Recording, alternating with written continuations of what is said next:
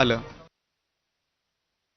दरम्यान कृषी प्रदर्शनासाठी सर्व नेते हे एकत्र आलेले होते। विलिनीकरणाची चर्चा करायची असती तर आमच्या नेत्यांनाही बोलावलं असतं, असं वक्तव्य हे भुजबळांनी केलंय।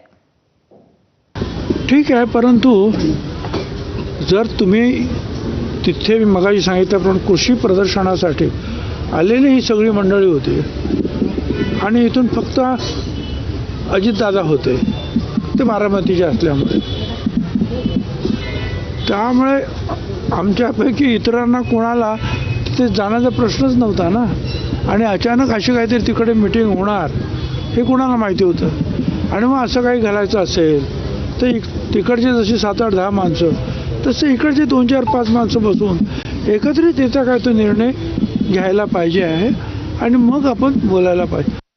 असं आहे की पुढे काय होणार याबद्दल मी काही सांगू शकत नाही आणि राजकारणामध्ये उद्या काय होणार हे काही सांगू शकत नाही। आता हे जे काय चाललं होतं अचानक असं अजितदादाचं काही होईल असं काही वाटलं का आपल्याला?